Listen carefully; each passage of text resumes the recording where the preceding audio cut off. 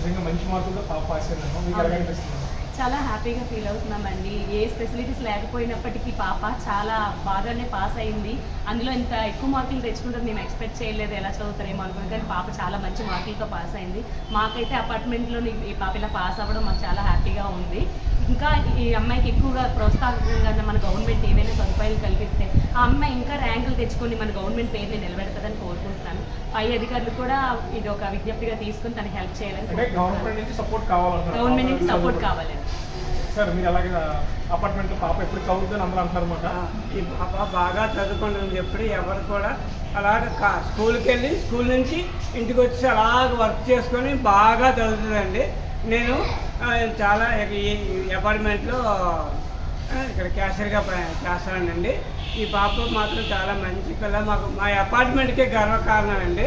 మా బాలాజీ ఇంక్లూజివ్కే గర్వకారణం. అందరి దగ్గర ఈ పాపని బాగా చదువుకొని గవర్నమెంట్ స్కూల్లో ఫస్ట్ ర్యాంక్ వచ్చిందంటే మన ఆంధ్రాకే గర్వం అండి. మన ఆంధ్రాకే పేరు ఉంటుందండి. అది ప్రభుత్వం వారు నారా చంద్రబాబు నాయుడు, పవన్ కళ్యాణ్ గారు, లోకేష్ గారు మీ ముగ్గురు స్పందించి ఈ పాపకి బాగా మీరు ఫీజులు గట్రాన్ని ఏర్పాటు చేసి ఈ పాపకి బాగా చదివిస్తే మన ఆంధ్రాకే ఫస్ట్ ర్యాంకులు తెచ్చుకొని ఆంధ్రాకే పేరు చేస్తుందని మేము ఆశిస్తున్నామండి. Okay sir. గవర్నమెంట్ కూడా సపోర్ట్ చేస్తే ఇంకా పాప డాక్టర్ అవ్వాలనుకుంటుంది. మరి తర్వాత ఇంటర్, నీటు, అలాగే దానికి కావాల్సిన ఎగ్జామ్ ఏముంటుందమ్మా? మెడికల్కి వెళ్ళడానికి మా ఎగ్జామ్ ఏముంటుందా? నీట్ ఎగ్జామ్కి మరి కోచింగ్ నిమిత్తం వాళ్ళు మధ్యతరగతి కుటుంబం వాళ్ళకైతే ఎక్కడి నుంచి అంటే సపోర్ట్ లేదు.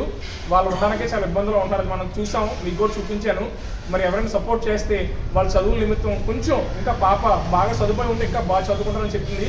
మీరు ఏమైనా అంటే గవర్నమెంట్ నుంచి ఏమైనా కోరుకుంటారమ్మా? బెనిఫిట్స్ ఏమైనా ఇంటికెట్గా?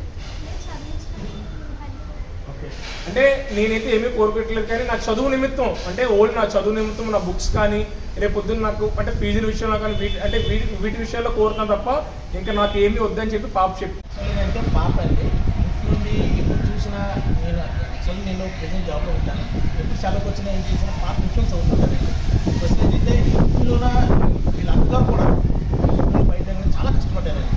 అది కూడా గవర్నమెంట్ స్కూల్లో ఉండి ఇంత మార్కులు రానివని యాప్స్ ఆఫ్ మార్నింగ్ నాకు 10:30 తెలిసింది. దాని గురించి నేను అసలు నమ్మలేకపోయాను.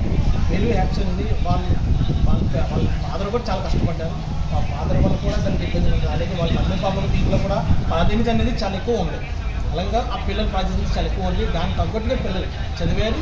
దాని